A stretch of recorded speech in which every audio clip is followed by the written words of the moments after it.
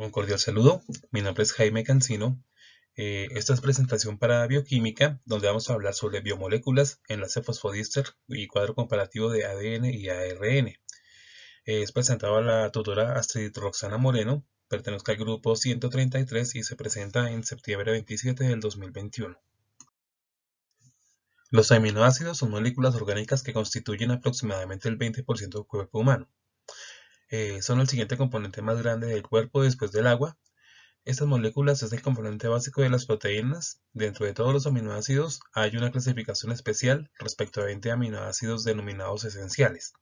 La importancia de estas moléculas radica que es la unión de dos aminoácidos mediante la condensación de dos monómeros, lo cual origina un péptido, polipéptido o proteína, dependiendo de cuántas unidades básicas se encuentran enlazadas. El enlace que se forma se denomina como enlace peptídico. Los alfa-aminoácidos presentan una estructura particular en la cual encontramos un carbono denominado carbono alfa, al cual se enlaza un grupo amino y un grupo carboxilo y una cadena lateral R que varía dependiendo del aminoácido. En términos estructurales, los aminoácidos son fáciles de identificar debido a que presentan una estructura muy detallada en la cual solo varía la cadena lateral.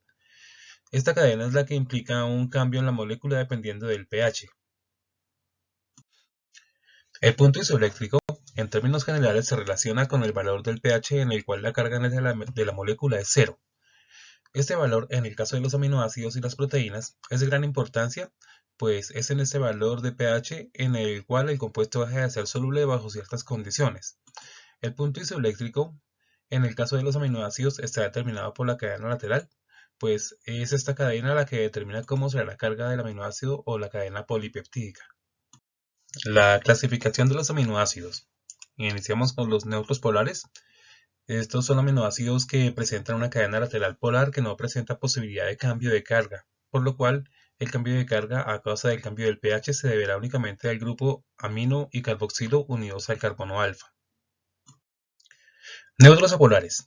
Son aminoácidos que presentan una cadena lateral apolar, lo que indica que no tienen una cadena lateral cargada. Cargados negativamente.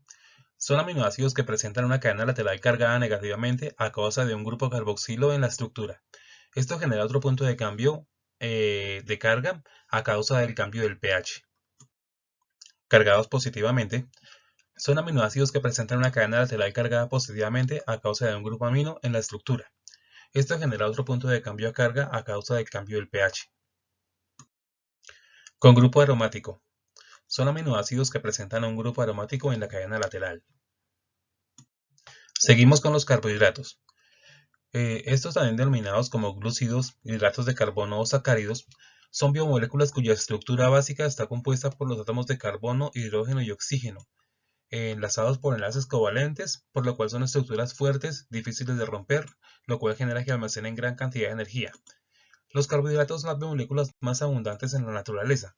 Se encuentran como moléculas aisladas o como moléculas asociadas a otras biomoléculas como lo son los lípidos y las proteínas. Los carbohidratos son las biomoléculas más abundantes en el organismo y por lo tanto cumplen diversas funciones generales en el organismo, siendo las principales la función energética y la función estructural. En cuanto a la función energética, los carbohidratos como la glucosa son una fuente de energía para las células, siendo esto importante para la actividad muscular, mantener la temperatura corporal, la presión arterial, permitir el funcionamiento del intestino y la actividad neuronal.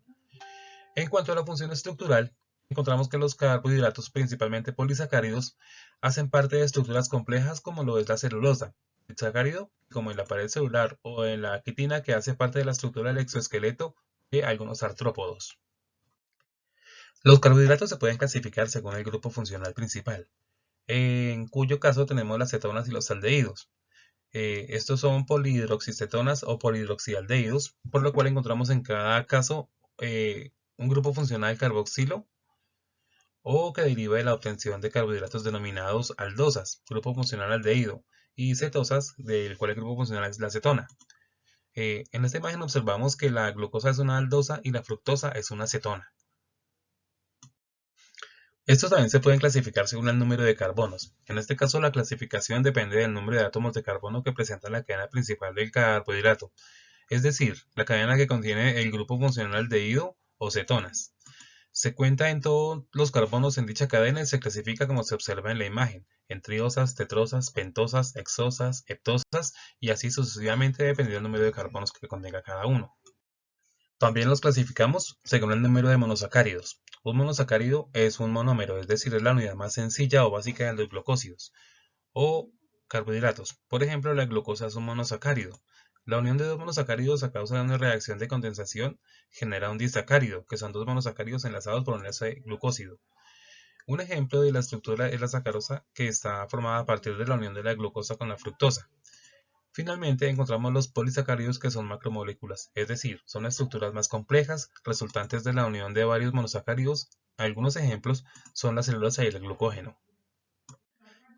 Cuando dos moléculas de carbohidratos se enlazan mediante una reacción de condensación, el enlace formado entre las dos moléculas para la formación de un disacárido o un polisacárido se denomina enlace glicósido. El enlace glicósido más común es el O-glicosídico.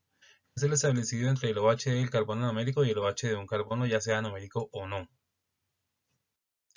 Pues bien, el enlace glicósido tiene una característica particular y es que dependiendo de los carbonos involucrados en la reacción, es el tipo de enlace como observamos en la imagen. Algunos de los enlaces glicosídicos son alfa 1,4, en el cual los carbonos involucrados son el carbono anomerio de un monosacárido y el OH enlazado al carbono 4 del otro monosacárido. Dependiendo de este tipo de enlace sería la estructura del disacárido o de la macromolécula del polisacárido. La glucosa es un monosacárido con fórmula química C6H12O6. Este carbohidrato se clasifica dentro del grupo de aldosas, es decir, su grupo funcional principal es un aldehído. La glucosa es la fuente principal de producción de energía para las células, lo cual ocurre mediante oxidación catabólica de esta molécula que origina la obtención de ATP. Además, esta estructura forma parte de macromoléculas como la celulosa, almidón y glicógeno. Por otro lado, encontramos la fructosa, que es una cetosa que se encuentra en vegetales, frutas y miel. Tiene la misma fórmula molecular que la glucosa, es decir, C6H12O6, pero en este caso la función química principal es una acetona. Es un azúcar que puede ser extraída de frutas para obtener azúcar alternativo. Además, es un glucósido reductor que actúa en la reacción de Maillard. En el caso de los disacáridos, encontramos dos ejemplos de carbohidratos muy comunes. Por un lado está la sacarosa, también denominada sucrosa. Es un disacárido formado por la unidad de una glucosa y de una fructosa. La sacarosa sin purificar es conocido como edulcorante, o más conocido mejor como azúcar de mesa, empleado para endulzar muchos alimentos. La sacarosa no presenta carbonos anomerios libres debido a que son los que componen el enlace glicósido. Por otro lado encontramos la lactosa, que es un disacárido formado de la unión de una unidad de glucosa y una de galactosa. Esta estructura es conocida como azúcar de leche, pues es un componente presente en la leche de los mamíferos. Finalmente, en las estructuras macromoleculares de los polisacáridos encontramos la celulosa y el glucógeno. La celulosa es un polisacárido compuesto únicamente de moléculas de beta-glucosa. Es la biomolécula más abundante en la biomasa terrestre, pues es el polisacárido estructural de las plantas. Hace parte de la pared celular vegetal, mientras que el glucógeno es un polisacárido formado de cadenas ramificadas de glucosa. Su función principal es ser una reserva de energía que se almacena en el hígado y los músculos de los mamíferos vertebrados. Continuamos con los lípidos, los cuales son compuestos de origen biológico. Son biomoléculas solubles en disolventes orgánicos, mientras que son poco o nada solubles en agua. Estos compuestos no presentan una estructura muy definida, pero se caracterizan de formas generales por tener una cadena hidrocarbonatada en su estructura, razón por la cual estos compuestos no son solubles en agua. Al ser de estructuras tan variadas, las grasas, aceites y ciertas vitaminas y hormonas, y en general la mayor parte de componentes no proteicos de las membranas celulares son lípidos.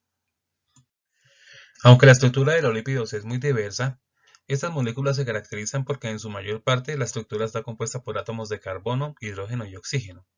Ahora bien, otra característica en su estructura es que presenta una cadena hidrocarbonatada, lo que origina su alta solubilidad en solventes orgánicos. A la vez, en su estructura, aunque no es en todos los casos, tiene un extremo polar en la molécula que puede corresponder a un extremo ácido, por ejemplo. La clasificación de los lípidos. Un ácido graso es una biomolécula de naturaleza lipídica que es formada por una cadena larga hidrocarbonatada y un extremo carboxilo de la naturaleza polar.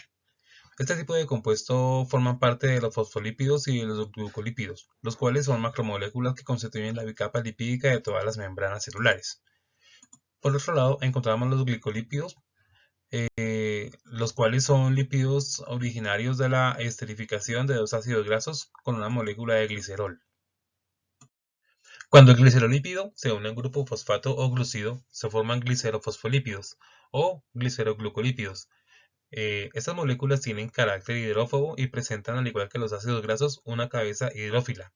Los glicerofosfolípidos hacen parte de un fosfolípido y son un constituyente de las membranas celulares. Son moléculas de señalización celular y forman parte de las lipoproteínas y de la bilis. Algunos glicerofosfolípidos están implicados en el anclaje de las proteínas a la membrana plasmática.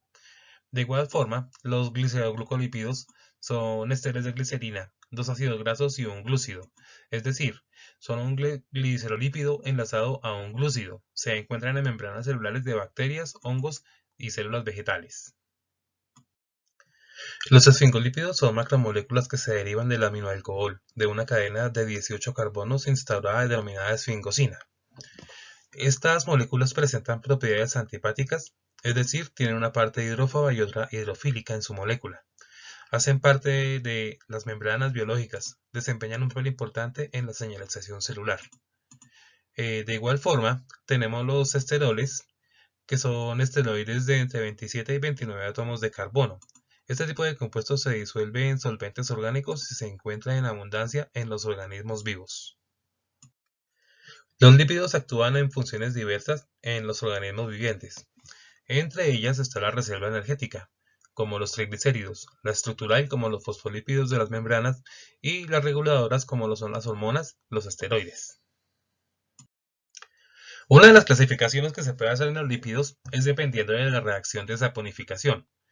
Esta consiste en la reacción de hidrólisis alcalina del lípido. De esta reacción derivan los lípidos saponificables formados por esteres de ácidos grasos que en presencia del hidróxido de sodio permiten la formación de jabones, mientras que los lípidos insaponificables no contienen ácidos grasos, por eso no permite la formación de jabones. Otra clasificación de estos tipos de compuestos son los lípidos saturados y los lípidos insaturados. Esta clasificación se da dependiendo de la cadena carbonada.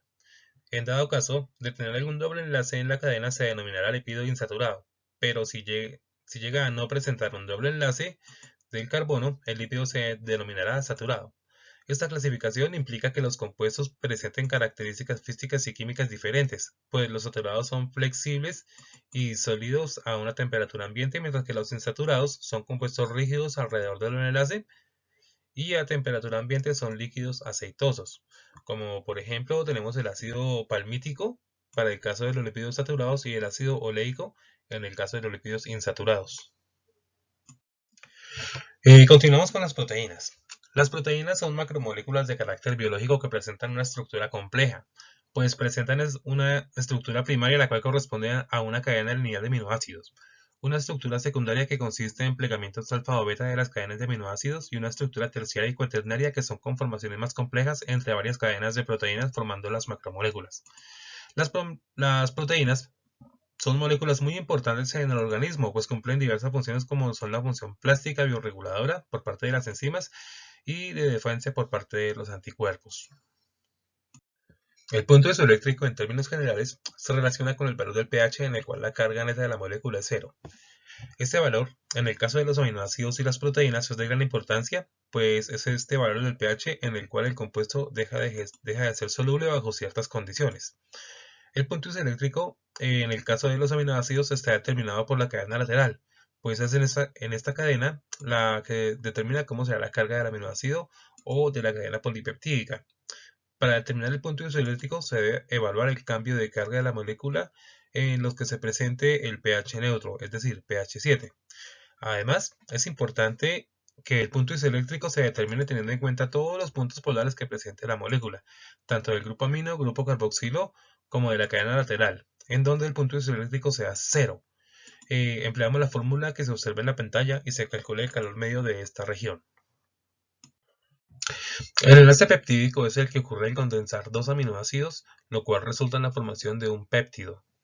Este enlace es de tipo amida, a causa de la unión de un grupo carboxil, termina entre un aminoácido y un grupo amino de otro aminoácido. Este enlace requiere de energía para formarse y es una reacción bidireccional, es decir, que ocurre la condensación y la hidrólisis. La ocurrencia de esta reacción es fundamental para la formación de proteínas. Continuamos hablando de los nucleótidos. Estos son compuestos orgánicos caracterizados como biomoléculas, pues son el constituyente básico de las cadenas de ADN y de ARN, las cuales son cadenas esenciales en el organismo, pues llevan toda la información genética del organismo, permiten su codificación, análisis para la síntesis de proteínas y en general para el manejo, control, funcionamiento y desarrollo del organismo. Los nucleótidos presentan una estructura bien definida. Encontramos un azúcar, específicamente una pentosa, la cual puede ser la ribosa o la desoxirribosa. Enlazada a este azúcar se encuentra una base nitrogenada que puede ser adenina, guanina, citosina, uracilo o timina. Por otro lado, encontramos el grupo fosfato, el cual puede ser mono, di o trifosfatado. El núcleo se puede decir está compuesto por un nucleósido que corresponde al enlace entre la pentosa y la base nitrogenada. Una vez esa estructura se une a un grupo fosfato, se obtiene el conocido nucleótido. Como en la mayoría de los casos de biomoléculas y de estructuras más complejas, encontramos que la unión de monómeros, en este caso la unión de nucleótidos, conlleva la formación de estructuras más complejas conocidos como ácidos nucleicos. Esta unión ocurre mediante un enlace fosfodiéster que consiste en la unión entre un grupo hidroxilo del carbono 3 y un grupo fosfato que a su vez se enlaza a otro nucleótido desde el carbono en la posición número 5. Este enlace es covalente y tiende a presentar una alta densidad energética en la zona del enlace. Dentro de los ácidos nucleicos, compuestos de varios miles de aminoácidos, encontramos el ADN y el ARN. Estas macromoléculas son cadenas de miles de nucleótidos enlazados a partir de enlaces fosfodiéster. Dentro de las principales diferencias entre estas dos moléculas, encontramos que para el lado del ADN, el azúcar del nucleósido es una desoxirribosa. Las bases nitrogenadas posibles son purina, guanina, citosina, adenina, timina. Viene con una doble hélice enrollada, mientras que en el caso del ARN, el azúcar del nucleósido es una ribosa. Las bases nitrogenadas acompañantes son las mismas que para el ADN, exceptuando un cambio de la timina por un uracilo. Es decir, mientras que en el ADN encontramos timina, en el ARN debemos hacer un cambio inmediato por uracilo. Además, la cadena es sencilla. En cuanto a la función, también presentan diferencias, pues la función del ADN principalmente es el de almacenar toda la información genética del organismo, mientras que para el ARN, pues esta molécula permite la traducción de esta información genética que carga el ADN a un lenguaje comprensible por las células. Ya para finalizar, pues tengo el cuadro mejor desarrollado en cuanto a las diferencias del ADN y el ARN para que pues se entienda mucho más fácil las diferencias entre cada uno. Ahí pues nos habla sobre las azúcares, la estructura, el número de cadenas, las bases nitrogenadas, la ubicación y su función como tal. Pues bueno, tutora y la gente que ve el video, pues les agradezco la atención y pues les deseo que tengan un excelente día.